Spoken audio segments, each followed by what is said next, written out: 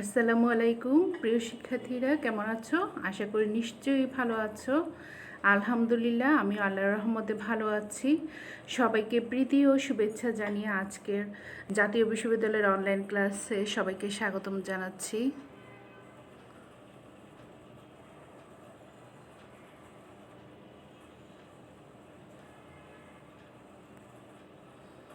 জাতীয় বিশ্ববিদ্যালয়ের অনলাইন ক্লাসে সবাইকে স্বাগতম। করোনাকালীন শিক্ষা কার্যক্রম চলমান রাখার সাথে জাতীয় বিশ্ববিদ্যালয়ের উদ্যোগে অনলাইন ক্লাসে সংযুক্ত হতে পেরে আমি আনন্দিত। সবাইকে স্বাস্থ্যবিধি মেনে চলার আহ্বান জানাচ্ছি। আজকে আমার পাঠের বিষয় শিল্প মনোবিজ্ঞান প্রোগ্রাম বিএ, বিএসএস ও বিএসসি পাস। Course code 133401। কোর্সের নাম শিল্প মনোবিজ্ঞান। Lecture number 5। লেকচারের শিরোনাম কর্মচারী নির্বাচন ও সংস্থাপন ও নির্বাচন প্রক্রিয়াসমূহের মনোবৈজ্ঞানিক অভিক্ষাসমূহ। অধ্যায় 3। আমি ফারহানা তাসমিন, প্রভাষক মনোবিজ্ঞান, আব্দুল আওয়াল কলেজ, শ্রীপুর, গাজীপুর।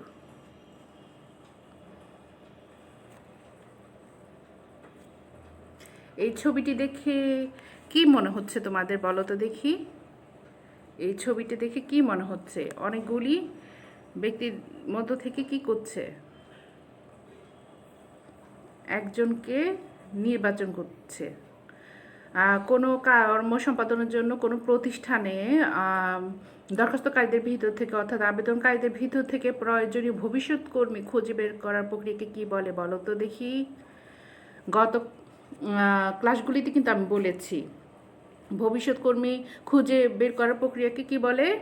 কর্মচারী নির্বাচন।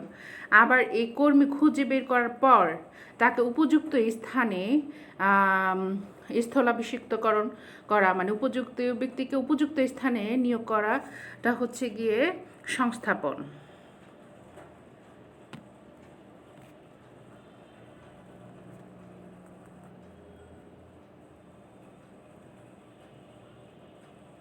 তাহলে আজকের পাঠ কর্মচারী নির্বাচন ও সংস্থাপন এবং নির্বাচন প্রক্রিয়াসমূহের মনোবৈজ্ঞানিক অভিক্ষাসমূহ।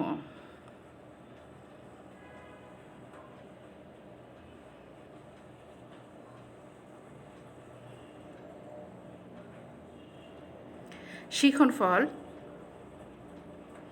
আজকের পাঠ শেষে কর্মচারী নির্বাচন ও সংস্থাপন কাকে বলে তা বলতে পারবে। কর্মচারী নির্বাচন ব্যক্তিভিত্তিক অভিক্ষা বর্ণনা করতে পারবে। কর্মচারী নির্বাচনে ব্যক্তিভিত্তিক অভিক্ষা বর্ণনা করতে পারবে। পার্থক্যমূলক প্রবণতা অভিক্ষা বর্ণনা করতে পারবে।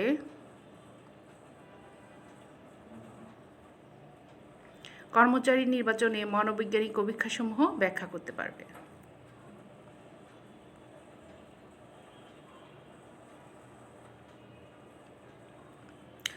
কর্মচারী নির্বাচন ও সংস্থাপন কাকে বলে? কর্মচারী নির্বাচন ও সংস্থাপন বলতে বোঝায় কোনো বিশেষ কাজের জন্য দরখাস্তকারীদের ভিতর থেকে প্রয়োজনীয় সংখ্যক লোক খুঁজে বের করা এবং উপযুক্ত ব্যক্তিকে উপযুক্ত স্থানে নিয়োগ করা। কোনো বিশেষ কাজের জন্য কি করা হয়? দরখাস্তকারীদের ভিতর থেকে প্রয়োজনীয় ভবিষ্যৎ কর্মী খুঁজে বের করা এবং উপযুক্ত ব্যক্তিকে উপযুক্ত স্থানে নিয়োগ করা হচ্ছে কর্মচারী নির্বাচন ও কর্মচারী সংস্থাপন।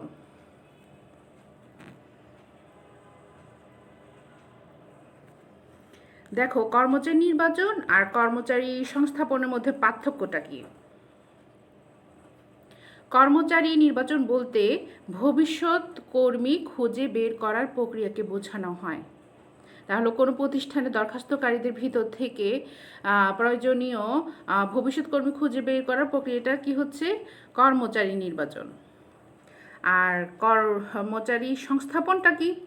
কর্মসম্পাদনের জন্য যাদেরকে নির্বাচন করা হয়েছে, নির্বাচন করার পরে কিন্তু যাদেরকে নির্বাচন করা হয়েছে তাদের মধ্য থেকে উপযুক্ত ব্যক্তিকে উপযুক্ত স্থানে স্থলাভিষিক্তকরণই সংস্থাপন। মানে উপযুক্ত নির্বাচিত ব্যক্তিকে উপযুক্ত জায়গায় নিয়োগ করা, স্থলাভিষিক্তকরণটাই হচ্ছে গিয়ে সংস্থাপন। আশা করি বুঝতে পেরেছো। নির্বাচনের আগের প্রক্রিয়াটা হচ্ছে কি কর্মচারী নির্বাচন, কর্মচারী নির্বাচন হয়ে যাওয়ার পরে উপযুক্ত ব্যক্তিকে উপযুক্ত স্থানে স্থলাভিষিক্তকরণটা হচ্ছে সংস্থাপন। পার্থক্যটা বুঝতে পেরেছো? কর্মচারী নির্বাচনের ক্ষেত্রে যোগ্যতা মূল্যায়ন করে প্রার্থীকে গ্রহণ বা বর্জন করা যায়। দেখো, প্রার্থীকে গ্রহণ বা বর্জন করা যায়, কিন্তু সংস্থাপনের ক্ষেত্রে প্রার্থীদের বর্জনের কোনো অবকাশ নেই। শুধু এখানে কি করে, উপযুক্ত ব্যক্তিকে উপযুক্ত স্থানে স্থলাভিষিক্তকরণ করা হয়, কিন্তু প্রার্থীকে বর্জনের কোনো অবকাশ নেই। কিন্তু কর্মচারী নির্বাচনে প্রার্থীকে বর্জন করা যায়, গ্রহণ বা বর্জন করা যায়। ঠিক আছে, আশা করি কর্মচারী নির্বাচন ও কর্মচারী সংস্থাপনের মধ্যে পার্থক্যটা ভালো করে বুঝতে পেরেছ।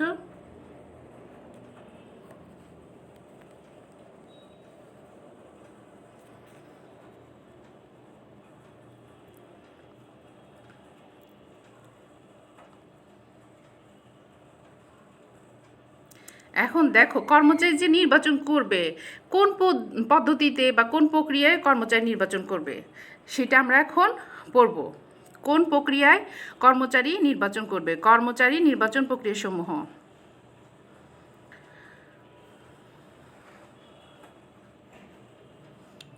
দেখো, শিল্প কারখানা, প্রতিষ্ঠান, ব্যবসা প্রতিষ্ঠান, বিভিন্ন কারখানায় ব্যবহৃত চারটি প্রধান পদ্ধতি।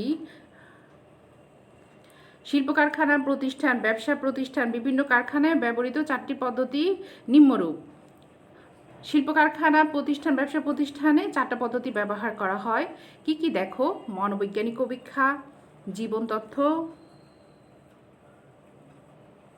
সাক্ষাৎকার, সুপারিশপত্র। মনোবৈজ্ঞানিক অভিক্ষা, জীবন তথ্য, সাক্ষাৎকার, সুপারিশপত্র। আজকে আমরা মনোবৈজ্ঞানিক অভিক্ষা পড়ব, আর পরবর্তী ক্লাসে আমরা জীবন তথ্য, সাক্ষাৎকার, সুপারিশপত্র পড়ব। মনোবৈজ্ঞানিক অভিক্ষাটা যেহেতু একটু বড় সিলেবাস, এর জন্য আজকে শুধু আমরা মনোবৈজ্ঞানিক অভিক্ষা পড়ব। কর্মচারী নির্বাচনের মনোবৈজ্ঞানিক অভিক্ষা পড়ব। চলো আমরা মনোবৈজ্ঞানিক অভিক্ষাতে কী কী পদ্ধতি আছে একটু দেখি। মনোবৈজ্ঞানিক অভিক্ষাকে ইংরেজিতে বলে সাইকোলজিক্যাল টেস্ট। কর্মচারীর ক্ষেত্রে দেখো, কর্মচারী নির্বাচনের ক্ষেত্রে হুগো মুন স্টারবার্গ সর্বপ্রথম মনোবৈজ্ঞানিক অভিক্ষা শুরু করেন। কর্মচারী নির্বাচনের ক্ষেত্রে হুগো মুন স্টারবার্গ সর্বপ্রথম মনোবৈজ্ঞানিক অভিক্ষা শুরু করেন। কে প্রথম কর্মচারী নির্বাচনের ক্ষেত্রে মনোবৈজ্ঞানিক অভিক্ষা শুরু করেন সর্বপ্রথম? কে? Hugo Munsterberg.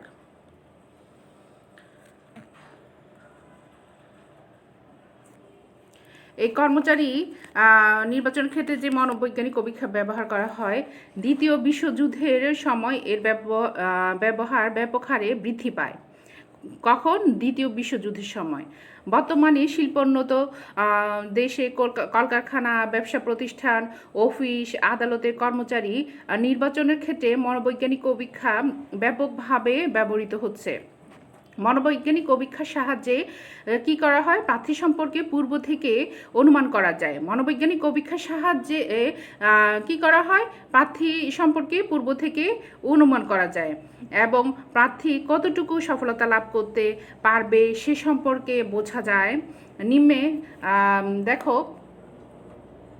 এই মনোবৈজ্ঞানিক অভিক্ষার সম্পর্কে মনোবৈজ্ঞানিক অভিক্ষার সাহায্যে তাহলে কি করা হয়?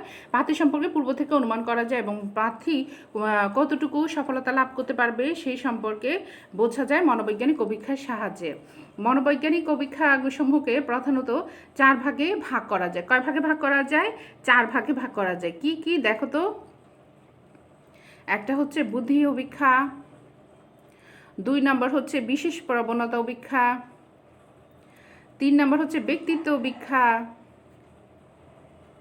4 নম্বর হচ্ছে আগ্রহ অভিক্ষা। আজকে আমরা এই 4টা অভিক্ষা পড়ব, আমি তোমাদেরকে ব্যাখ্যা করব।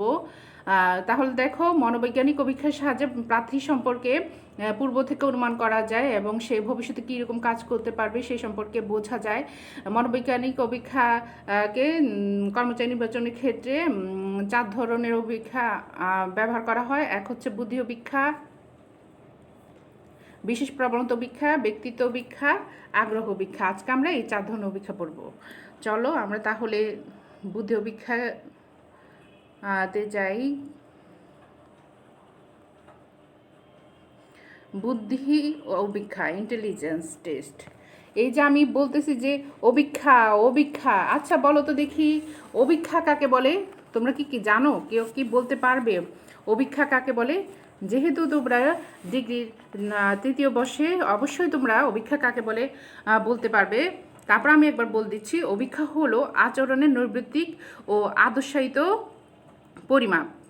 আচরণের নৈর্ব্যক্তিক ও আদর্শায়িত পরিমাপকে অভিক্ষা বলে, আর যে অভিক্ষার সাহায্যে বুদ্ধির পরিমাপ করা হয় তাকে বুদ্ধি অভিক্ষা বলে। বুদ্ধি অভিক্ষাকে আবারও দেখো, বুদ্ধি অভিক্ষা আবার দুই ধরনের। বুদ্ধি অভিক্ষা কয় ধরনের? দুই ধরনের। একটা হচ্ছে ব্যক্তিভিত্তিক বুদ্ধি অভিক্ষা, আর একটা হচ্ছে দলগত যৌথ বুদ্ধি অভিক্ষা বা দলগত বুদ্ধি অভিক্ষা। ব্যক্তিগত বুদ্ধি অভিক্ষায় একবারে একজন ব্যক্তির বুদ্ধি পরিমাপ করা হয়, আর দলগত বা যৌথ বুদ্ধি অভিক্ষায় একসাথে বহু সংখ্যক ব্যক্তির বুদ্ধি পরিমাপ করা হয়। তাহলে ব্যক্তিভিত্তিক বুদ্ধি অভিক্ষা কয় ধরনের? দুই ধরনের, ব্যক্তিভিত্তিক বুদ্ধি অভিক্ষা আর যৌথ বুদ্ধি অভিক্ষা। ব্যক্তিভিত্তিক বুদ্ধি অভিক্ষায় একবারে একজন ব্যক্তির বুদ্ধি পরিমাপ করা হয়, আর যৌথ বুদ্ধি অভিক্ষা বা দলগত বুদ্ধি অভিক্ষায় একসাথে বহু সংখ্যক লোকের বুদ্ধি পরিমাপ করা হয়। আর অভিক্ষা কাকে বলে? অভিক্ষা হলো কোনো আচরণের নৈর্ব্যক্তিক ও আদর্শায়িত পরিমাপ।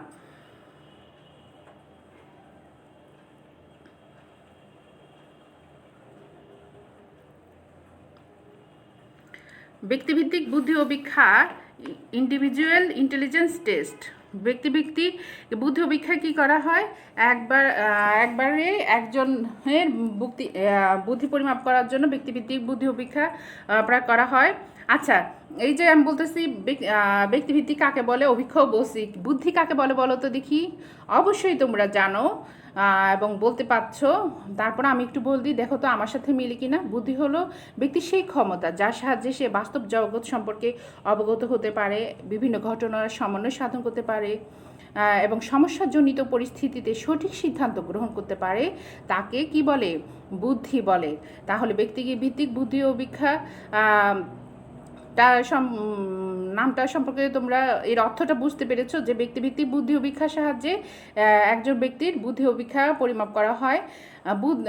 বুদ্ধি হলো নতুন সমস্যা ও অবস্থার সাথে সংগতি বিধানের ক্ষমতা। ব্যক্তির জন্য উপযুক্ত বৃত্তি নির্বাচনে বুদ্ধি অভিক্ষার প্রয়োজনীয়তা খুবই অপরিহার্য।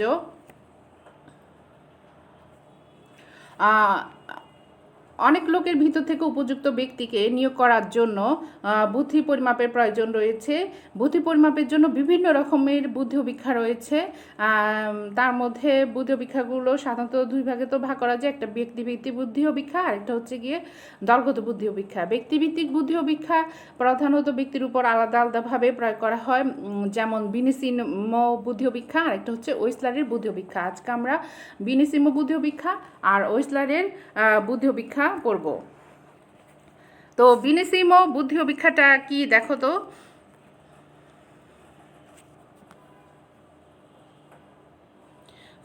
ফরাসি মনোবিজ্ঞানী আলফ্রেড বিনে ও তার সহযোগী সিমো 1905 সালে কি করেছেন? এই বিনেসিমো বুদ্ধি অভিক্ষাটি তৈরি করেছেন। 1908 সালে এই অভিক্ষার দ্বিতীয় সংস্করণ প্রকাশিত হয়। এই অভিক্ষায় প্রথম মানসিক বয়সের ধারণা ব্যবহার করা হয়। মানসিক বয়স কাকে বলে? ব্যক্তি যে বয়সের উপযোগী প্রশ্নের উত্তর দিতে পারে তাকে মানসিক বয়স বলে। 1911 সালে এই অভিক্ষার তৃতীয় সংস্করণ প্রকাশিত হয়। এটাকে বলে কি? বিনিসিমো বুদ্ধি অভিক্ষা। এরপরে দেখো, আমেরিকার স্ট্যানফোর্ড বিশ্ববিদ্যালয়ের অধ্যাপক লিউইস টারম্যান LM টারম্যান 1916 সালে বিনে অভিক্ষাটির একটি সংস্করণ তৈরি করেন। বিনিসিমো বুদ্ধি অভিক্ষা 1905 সালে তৈরি হয়েছিল। এরপরে এর দ্বিতীয় সংস্করণ হয় 1908 সালে এবং তৃতীয় সংস্করণ হয় 1911 সালে। এরপরে আমেরিকার স্ট্যানফোর্ড বিশ্ববিদ্যালয়ের অধ্যাপক LM টারম্যান 1916 সালে বিনিসিমো অভিক্ষাটির সংস্করণ তৈরি করেন। তখন এটি স্ট্যানফোর্ড বিন অভিক্ষা নামে পরিচিত হয়। বিনসিমো বুদ্ধি অভিক্ষাটা তখন যখন 1916 সালে এই সংস্করণ করেন অধ্যাপক এলএম টার্বেন, তখন অভিক্ষাটি স্ট্যানফোর্ড বিন অভিক্ষা নামে পরিচিত হয়।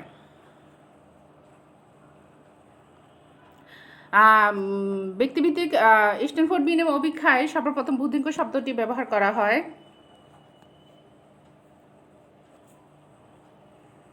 দেখো, সর্বপ্রথম বুদ্ধিঙ্ক শব্দটি ব্যবহার করা হয় আইকিউ। বুদ্ধিঙ্কর ইংরেজি হচ্ছে আইকিউ, ইন্টেলিজেন্স কোয়েশান্ট। এর সূত্রটা হচ্ছে কি, দেখো, mental age by chronological age into 100।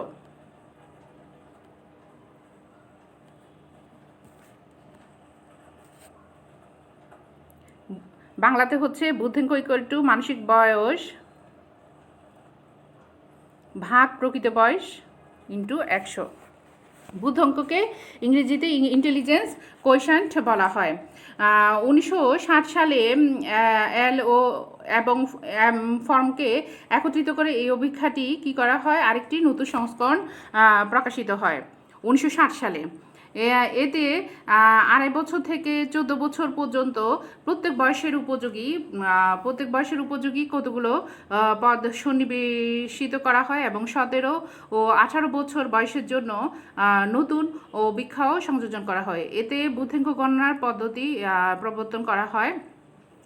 R Stanford বিন অভিক্ষা বর্তমানে কর্মচারীদের বুদ্ধি পরিমাপের জন্য সবচেয়ে বেশি ব্যবহৃত হচ্ছে। এই অভিক্ষায় নির্ভরযোগ্যতা যথাযথতার মানও বেশ সন্তোষজনক। আচ্ছা, এখানে বুদ্ধিঙ্ক ইংরেজি কি ইন্টেলিজেন্স কোয়েশান্ট, এটাকে সংক্ষেপে আইকিউ বলে। আমরা সবসময় কিন্তু আইকিউ শব্দটা শুনি, কিন্তু আইকিউর বিস্তারিত পূর্ণরূপ কি সেটা কিন্তু আমরা অনেকেই জানি না। এটা আইকিউর পূর্ণরূপ হচ্ছে ইন্টেলিজেন্স কোয়েশান্ট, আর বাংলা হচ্ছে বুদ্ধিঙ্ক। আর বুদ্ধিঙ্ক কাকে বলে? মানসিক বয়সকে প্রকৃত বয়স দিয়ে ভাগ দিয়ে 100 দিয়ে গুণ করলে যে মান পাওয়া যায় তাকে বুদ্ধিঙ্ক বলে। মানসিক বয়স কাকে বলে? ব্যক্তি যে বয়সের উপযোগী প্রশ্নের উত্তর দিতে পারে তাকে মানসিক বয়স বলে। প্রকৃত বয়স কাকে বলে? জন্মের পর থেকে যে বয়স গণনা করা হয় তাকে প্রকৃত বয়স বলে। এই হচ্ছে স্ট্যানফোর্ড বিন অভিক্ষা। আশা করি বুঝতে পেরেছ।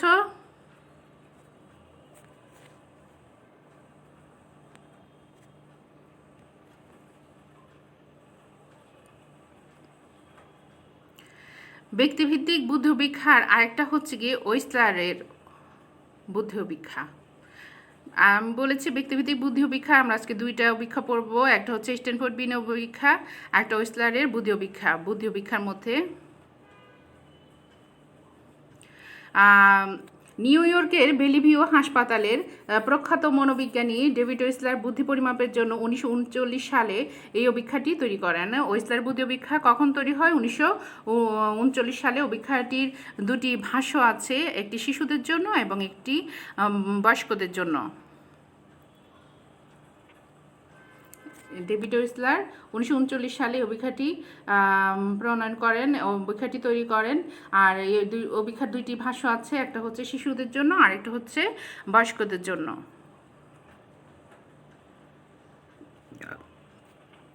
1955 সালে ওয়েসলারের অভিক্ষার যে সংস্করণ প্রকাশিত হয় তাকে ওয়েসলারের বয়স্ক বুদ্ধি অভিক্ষা বলা হয়, সংক্ষেপে WAIS বলা হয়। অভিক্ষাটিতে 11টি উপ অভিক্ষা রয়েছে। ওয়েসলারের বুদ্ধি অভিক্ষা কয়টা উপ অভিক্ষা রয়েছে? 11টি। এই 11টি উপ অভিক্ষাকে আবার 2 ভাগে ভাগ করা হয়, ভাষাগত অভিক্ষা আর ওয়েসলারের বুদ্ধি অভিক্ষাকে 2 ভাগে ভাগ করা হয়, ভাষাগত অভিক্ষা আর কর্মসম্পাদনমূলক অভিক্ষা।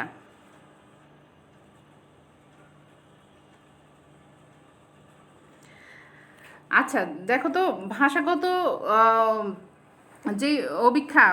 অভিক্ষাটা কাদের জন্য ব্যবহার করা হয় বলো তো দেখি? যারা লিখতে বা পড়তে জানে তাদের জন্য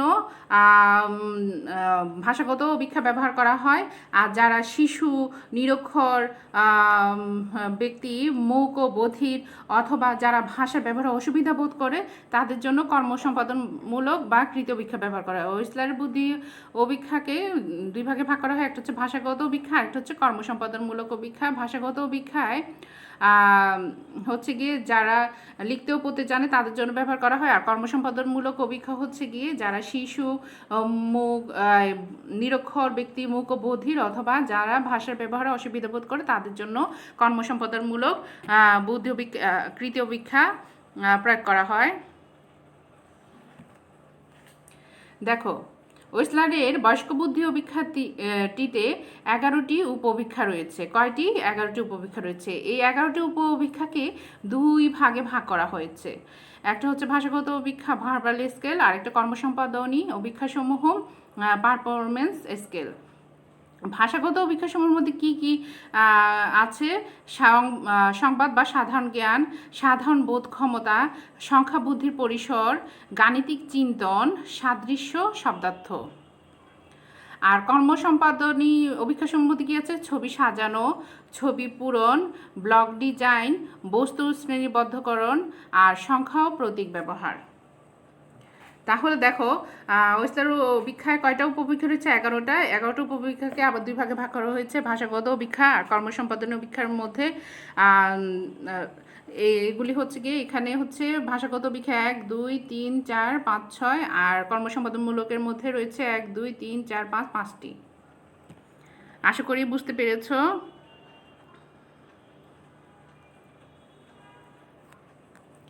ওয়েসলারে বলেছি যে 2 ধরনের ভাষা রয়েছে, একটা হচ্ছে বয়স্কদের জন্য, একটা হচ্ছে শিশুদের জন্য। ওয়েসলারের বুদ্ধি অভিক্ষা বয়স্কদের জন্য যে বুদ্ধি অভিক্ষাটা সেটা হচ্ছে WAIS। এটার পুনরূপ হচ্ছে ওয়েসলার অ্যাডাল্ট ইন্টেলিজেন্স টেস্ট। তারপরে শিশুদের জন্য 2টি অভিক্ষা তৈরি করেছেন উনি, WISC ওয়েসলার intelligence scale for children. শিশুদের জন্য আরেকটি বুদ্ধি অভিক্ষা হচ্ছে WPPSI। এটার পুনরূপ হচ্ছে ওয়েসলার pre school and primary school of intelligence. এই অভিক্ষার পুনরূপগুলো খুবই খুবই গুরুত্বপূর্ণ, তোমাদের অতি সংক্ষিপ্ত প্রশ্নে আসতে পারে। এগুলা তোমরা অবশ্যই মনে রাখবে এবং লিখে রাখো এবং পড়বে, ভালো করে মুখস্থ করে পড়বে।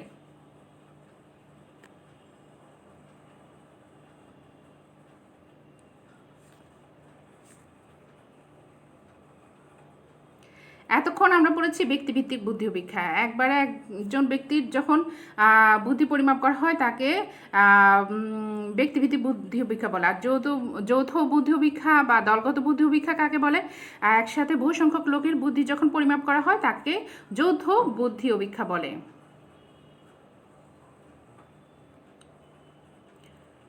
একসাথে বহু সংখ্যক লোকের বুদ্ধি পরিমাপ যখন করা হয় তাকে কি বলা হয়?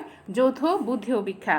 অল্প সময় বা একসাথে অনেক লোকের বুদ্ধি পরিমাপের জন্য যৌথ বুদ্ধি অভিক্ষা উদ্ভাবন করা হয়েছে। যৌথ বুদ্ধি অভিক্ষায় বিশেষ প্রয়োজন দেখা দেয় প্রথম মহাযুদ্ধের সময়। কখন? প্রথম মহাযুদ্ধের সময় যৌথ বুদ্ধি অভিক্ষার প্রয়োজনীয়তা দেখা দেয়, কারণ তখন কম সময়ে বিপুল সংখ্যক লোক সামরিক বাহিনীতে নিয়োগের প্রয়োজনীয়তা দেখা দিয়েছিল। অল্প সময়ের মধ্যে বহু সংখ্যক লোক সামরিক বাহিনীতে নিয়োগ দিতে হবে, তখন এই প্রয়োজনীয়তাটা দেখা দিয়েছিল।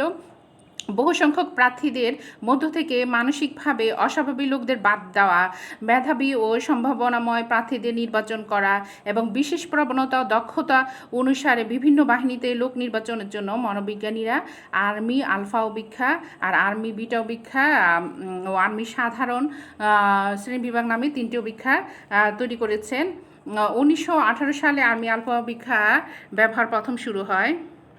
এই যে দেখো, আর্মি আলফা অভিক্ষা ও আর্মি বিটা অভিক্ষা 1918 সালে আর্মি আলফা অভিক্ষাটি ব্যবহার করা হয়। যারা লেখাপড়া জানে তাদের বুদ্ধি পরিমাপের জন্য এই অভিক্ষাটি তৈরি করা হয়।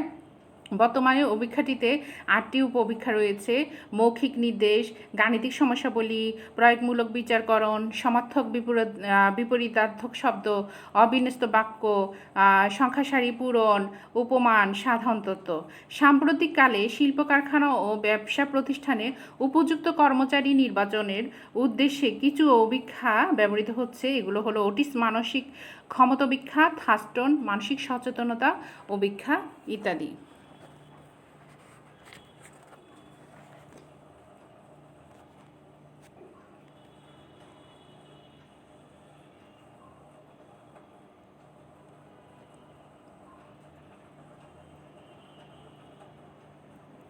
বিশেষ প্রবণতা অপেক্ষা, স্পেশাল অ্যাপটিটিউড টেস্ট। বুদ্ধি অপেক্ষার সাহায্যে কোনো ব্যক্তির সামগ্রিক ক্ষমতা পরিমাপ করা যায়, কিন্তু কোনো একটি বিশেষ ক্ষমতার ব্যক্তি কতটুকু, কোনো একটি বিশেষ ক্ষেত্রে ব্যক্তি কতটুকু সাফল্য লাভ করবে তা পরিমাপ করা যায় না। ফলে সাম্প্রতিককালে বিশেষ বিশেষ ক্ষমতা পরিমাপের জন্য বেশ কিছু অপেক্ষা রয়েছে। একটা হচ্ছে গিয়ে দেখো পার্থক্যমূলক প্রবণতা অপেক্ষা। পার্থক্যমূলক প্রবণতা অপেক্ষা ডিফারেন্সিয়াল অ্যাপটিটিউড টেস্ট, সংক্ষেপে ডিএটি বলে। এই ডিএটি পূর্ণরূপ কি? এটাও তোমাদের জন্য গুরুত্বপূর্ণ প্রশ্ন, এটাও তোমরা ভালো করে শিখে রাখবে।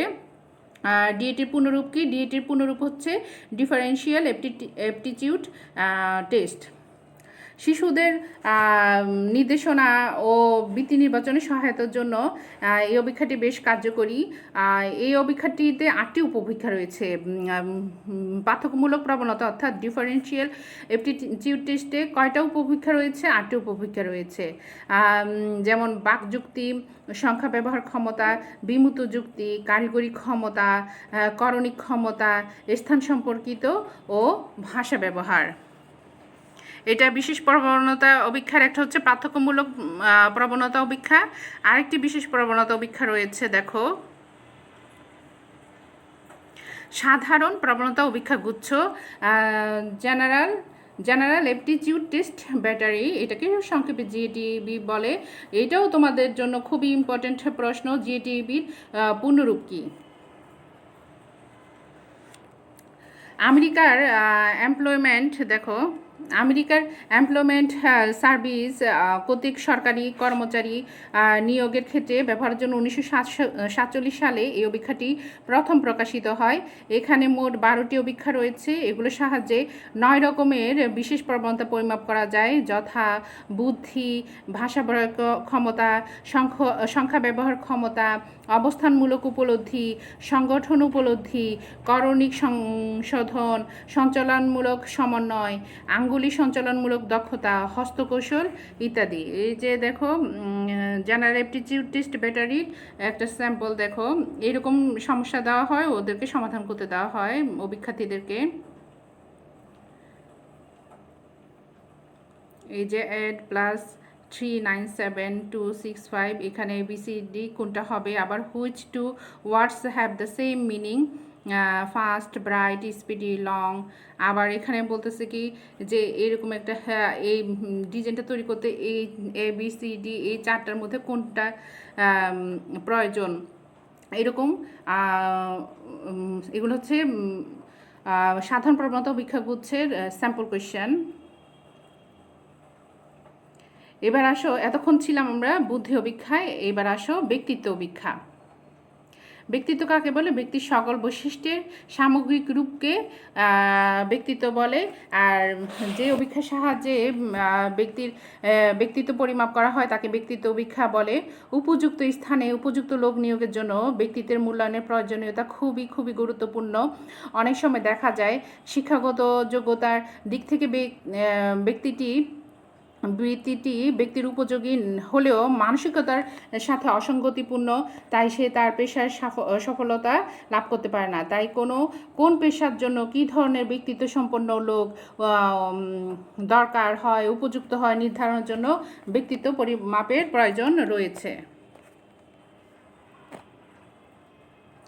ব্যক্তিত্ব পরিমাপের জন্য বহুল ব্যবহৃত একটি গুরুত্বপূর্ণ অপেক্ষা হলো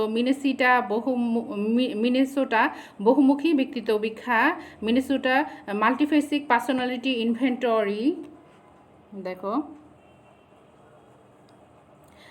এমএমপিআই এর পূর্ণরূপ কি? এটাও খুবই important, Minnesota multiphasic personality inventory.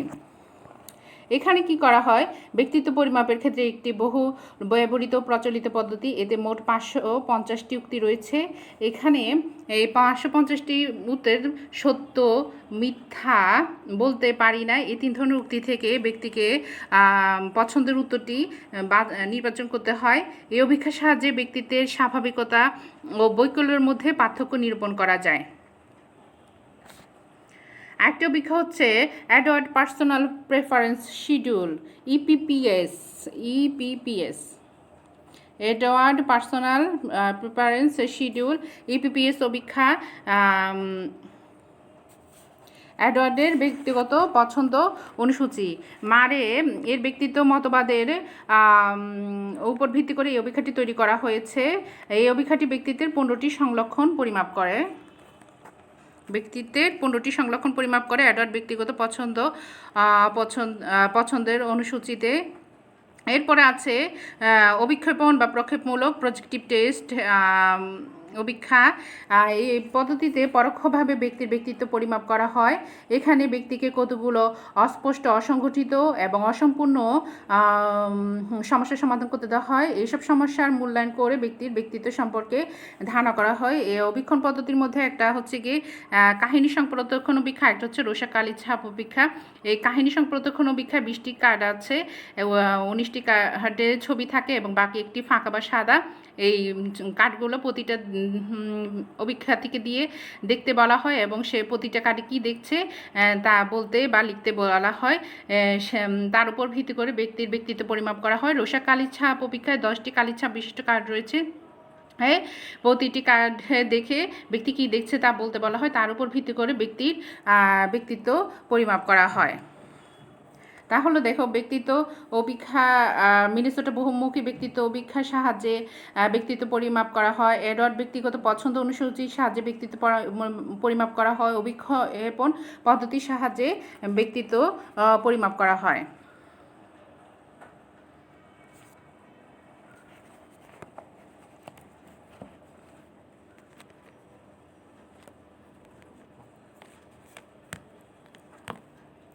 এরপরে আসো আগ্রহ অভিক্ষা।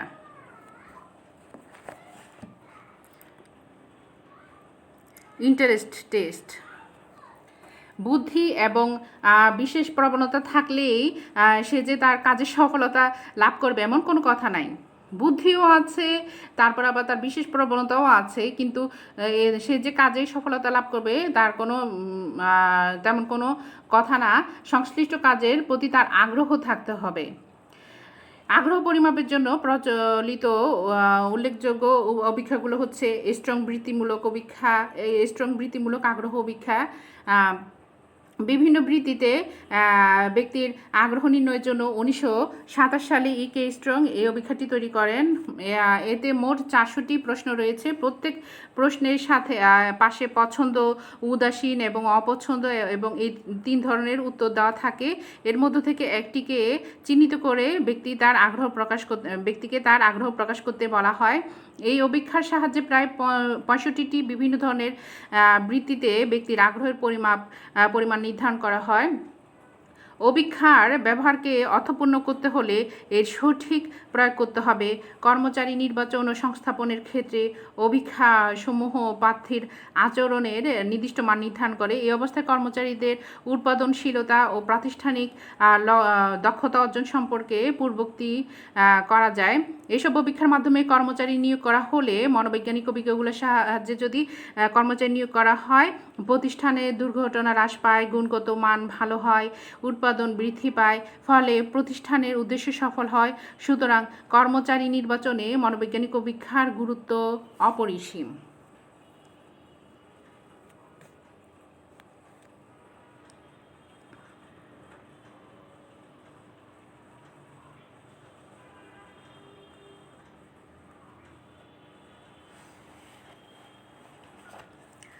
গুরুত্বপূর্ণ অতি সংক্ষিপ্ত প্রশ্নাবলী ও উত্তর। তোমাদের অতি সংক্ষিপ্ত প্রশ্নাবলীর জন্য তোমাদের জন্য গুরুত্বপূর্ণ প্রশ্নগুলা দেখে নাও। আমি আজকে কিন্তু পড়িয়েছি, তোমরা উত্তর দেওয়ারও চেষ্টা করো, ঠিক আছে? কর্মচারী নির্বাচন কি? কর্মচারী সংস্থাপন কি? ব্যক্তিত্ব অভিক্ষা কি? কর্মচারী নির্বাচনে পদ্ধতি কয়টি ও কি কি? MMPI এর পূর্ণরূপ কি? EPPS এর পূর্ণরূপ কি? DAT এর পূর্ণরূপ কি? WISC এর পূর্ণরূপ কি? WAIS এর পূর্ণরূপ কি? জিএটিবি এর পূর্ণরূপ কি? WPPSI এর পূর্ণরূপ কি? এগুলো কিন্তু আমি আজকের ক্লাসে পড়িয়েছি। এই প্রশ্নগুলোর উত্তর আশা করি তোমরা দিতে পেরেছ, আর উত্তরগুলো মিলিয়ে নাও।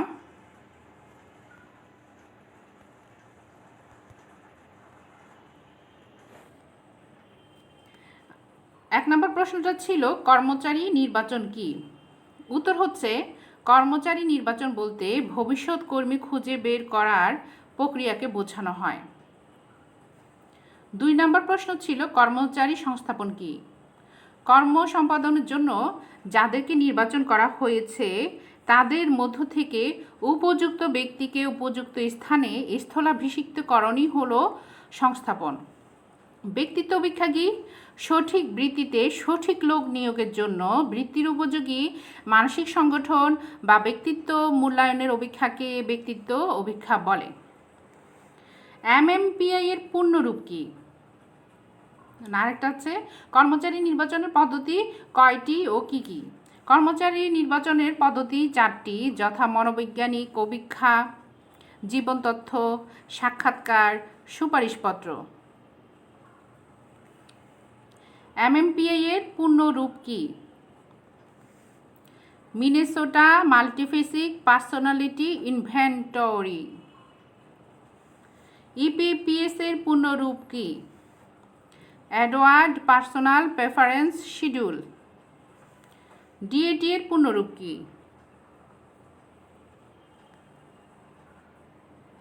DAT এর পূর্ণরূপ কি? Difference aptitude test. WISC এর পূর্ণরূপ কি? ওয়েসলার intelligence scale for children. WAIS এর পূর্ণরূপ কি? ওয়েসলার অ্যাডাল্ট ইন্টেলিজেন্স স্কেল। GATB এর পূর্ণরূপ কি? General aptitude test battery.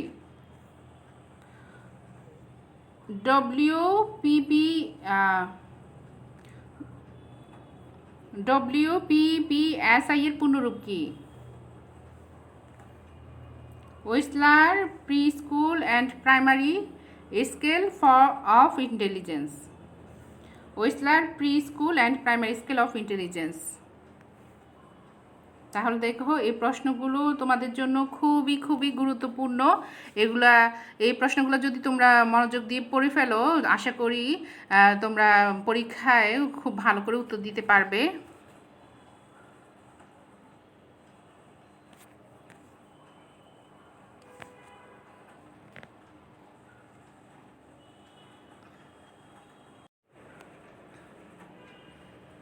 বাড়ি কাজ। কর্মচারী নির্বাচন ও সংস্থাপন কাকে বলে? কর্মচারী নির্বাচনে ব্যক্তিভিত্তিক অপেক্ষা বর্ণনা করো।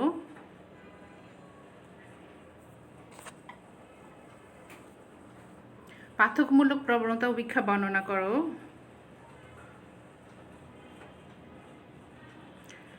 কর্মচারী নির্বাচনে মনোবৈজ্ঞানিক অপেক্ষাসমূহ ব্যাখ্যা করো।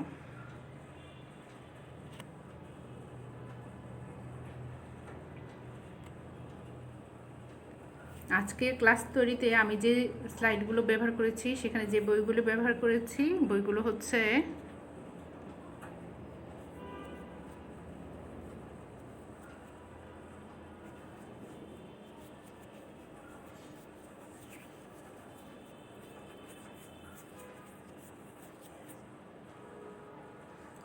মোহাম্মদ আমিনুল হক, স্নাতক মনোবিজ্ঞান 2, হাসান বুক হাউস, ঢাকা।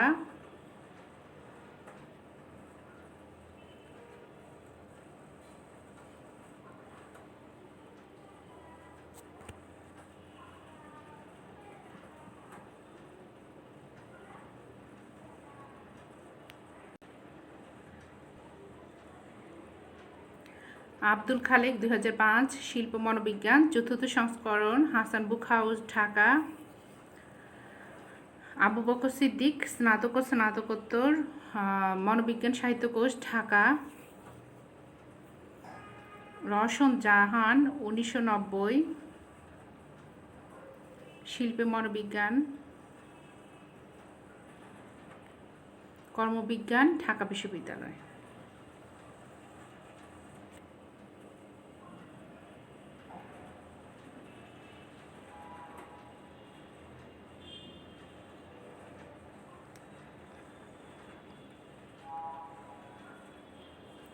জাতীয় বিশ্ববিদ্যালয়ের অনলাইন ভিডিও ক্লাসে অংশগ্রহণ করার জন্য সবাইকে অসংখ্য অসংখ্য ধন্যবাদ। সবাই ভালো থাকবে এবং সুস্থ থাকবে এবং জাতীয় বিশ্ববিদ্যালয়ের অনলাইন ভিডিও ক্লাসগুলো দেখে নিয়মিত পড়ালেখা করবে এই কামনা করে আজকের ক্লাস এখানে শেষ করছি। আল্লাহ হাফেজ।